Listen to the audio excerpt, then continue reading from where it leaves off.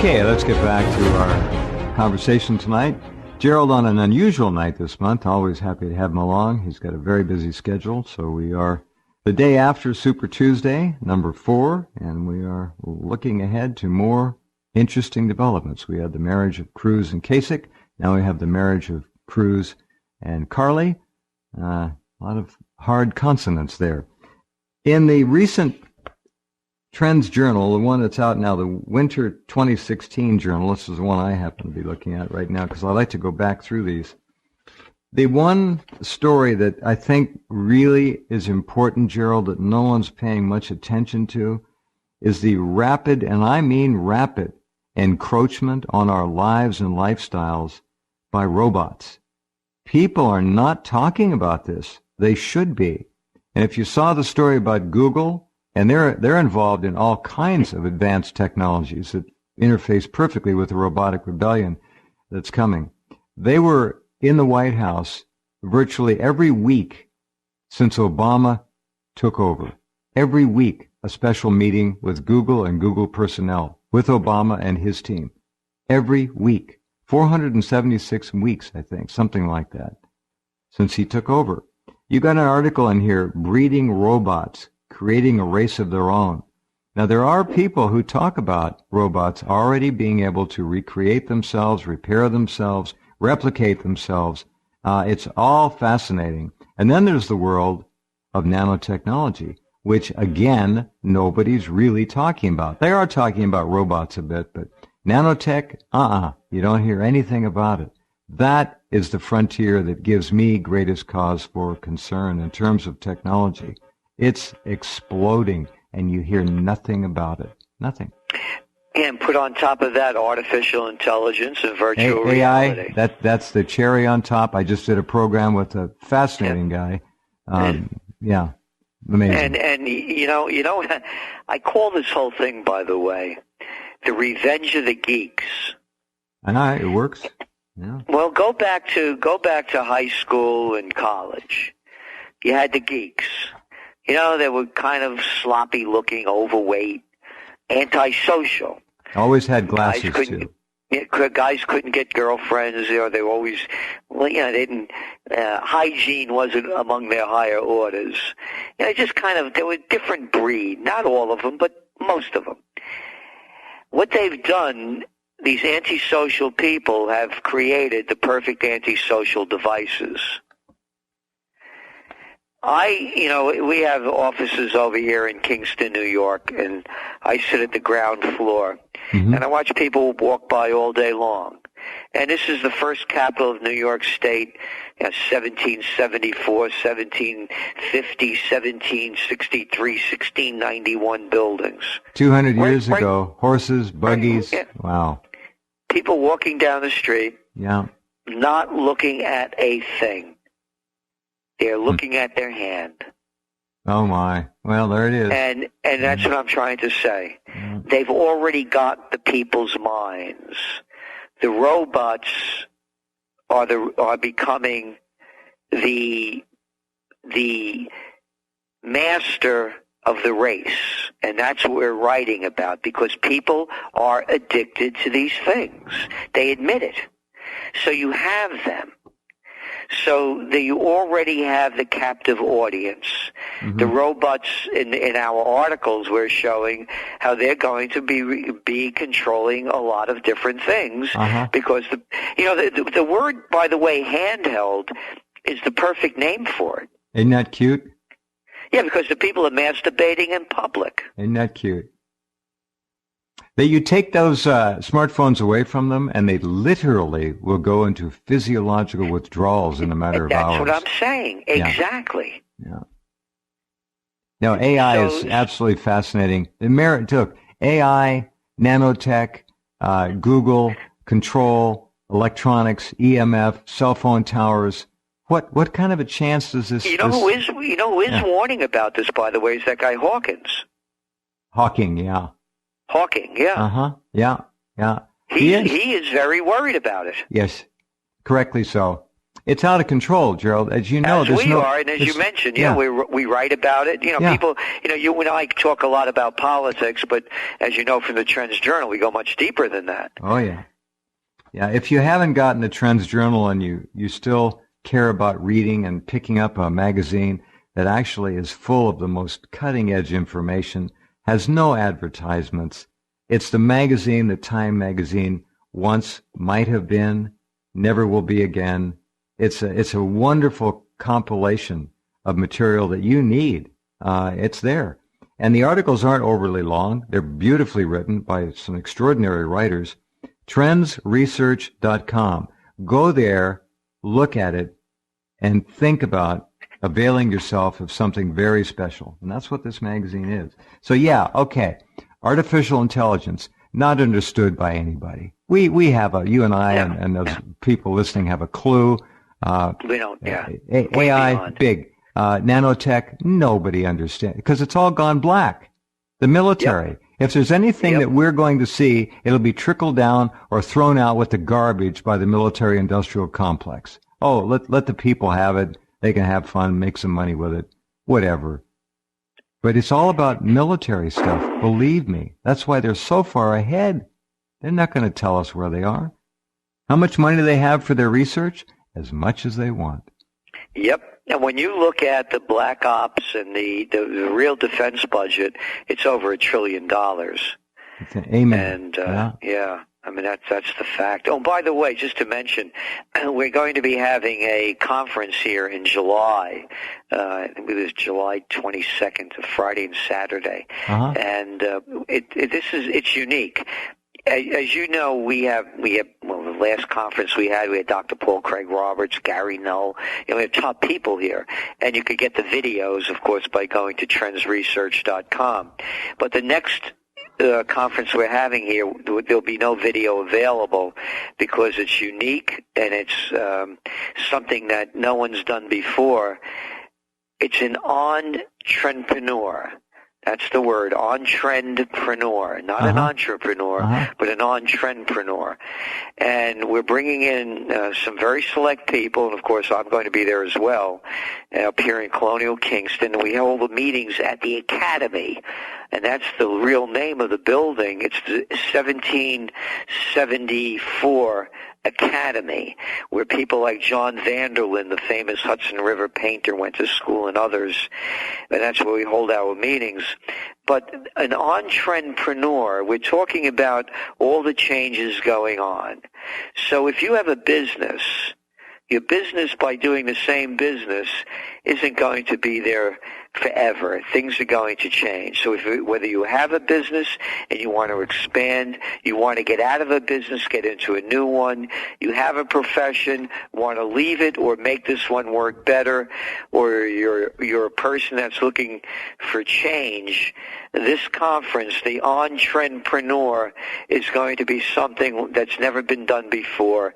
And for people that want information, they can call us at our offices, 845-331-3500, and go to our website, and you look at the conferences that we've had before. You won't be able to sign up online, but you could look at the conferences that we have and how unique they are. But this one, an On-Trendpreneur, is something that is really needed in this time so that you're ahead of the trends, because the way this game is shaking out and what they're doing to us, they're going to, if you stay, you saw the study that came out, just was about a week ago, that only 6% trust the mainstream media. Yeah. Yep. So if you want to follow what they tell you in college or what you hear on Bloomberg or CNBC, this isn't the thing for you. No, not your thing.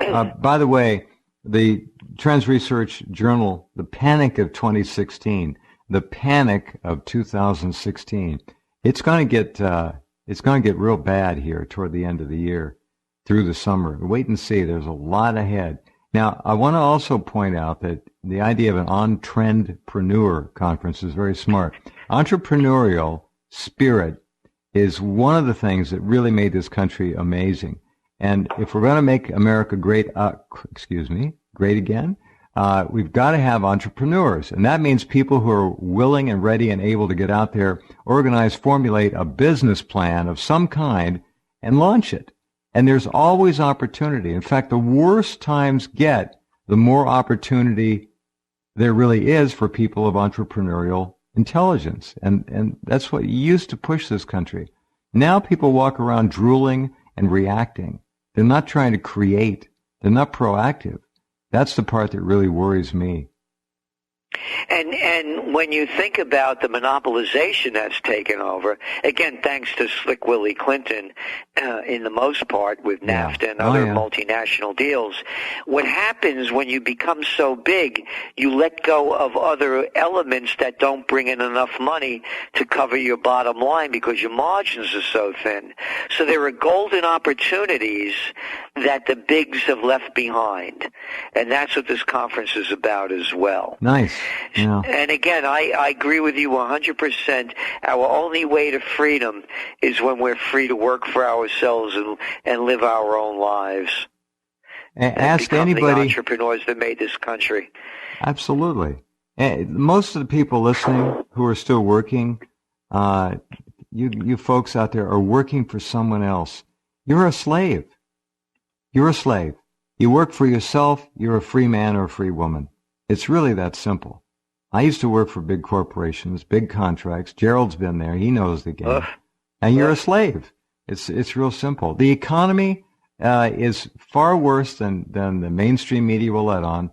I was so pleased to see that only 6% trust the MSM anymore. I've been telling them they shouldn't trust them ever again. They should make their own decision, do their own research. It's over for the mainstream media. That's a dog and pony show and a mind control weapon. It's a mass propaganda machine. It's the fourth arm of government, really. The fourth estate. These reporters the fourth estate is dead. Yeah, it's just a three. And by the way, as you well know, I used to be on everybody from Oprah, the Today Show, Good Morning America, many times. Yeah. Well, here's the deal now.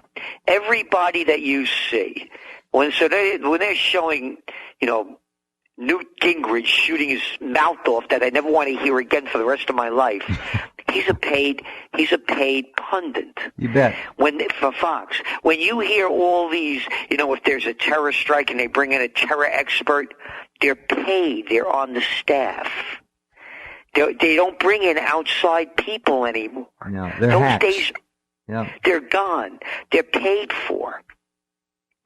So every time you see somebody, 9 out of 10 times they're paid to be on. They're under contract with ABC, CNN, ABC, or whoever else wants to F you. Isn't that the truth? Because that's all it's become. Yeah. Oh, yeah. This whole issue of the budget and balancing the budget, and it's all such a scam. Paul Craig Roberts, your friend and staffer there, he's a writer for you. Prostitutes, they're whores. These people are just whores. In fact, a lot of them look like whores, men and women. I don't care. They don't sound right. They're reading scripts. That's why I walked away from television news. I was a television news director and anchorman for 12 years, Gerald. I don't know if you knew that. I didn't know that, no. I walked. I just said no more. I knew I could see where it was going. I wanted nothing to do with it. I turned down a big anchor job in Portland, Oregon. I said, no, big money. No thanks. No more. Good Done. for you. That's why I started this program. I went to the local station. This is entrepreneurial spirit, okay? I said to myself, I will never work for anyone again. I'm going to do my own thing. So I went to the local radio station and asked them if they had any extra time available, and they had a couple of hours on early Sunday evening. So I bought it. It was cheap. And then I went out and got a couple sponsors, and I just started to do my own program. All right, well, one thing led to another. So the point is, you have so much ability, people, and most of you listening know that, or you wouldn't be listening, that most people aren't aware of. They just don't know. They're told they don't have it. They're told they have to stay within bounds and follow the rules, and you don't. When Obama took over, there was a $13 trillion deficit. It's now 21 trillion. Well, they say 19, but it's really 21. So in 7.5 years, he has added, folks, $8 trillion to the 13 trillion deficit he inherited. Is this a great leader? Is this a president?